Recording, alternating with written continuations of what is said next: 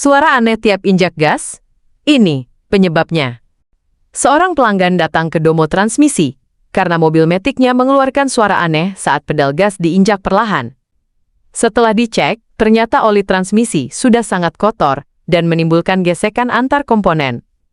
Teknisi langsung mengganti oli dengan spek yang sesuai dan membersihkan bagian dalam transmisi. Hasilnya, suara hilang dan perpindahan gigi kembali mulus.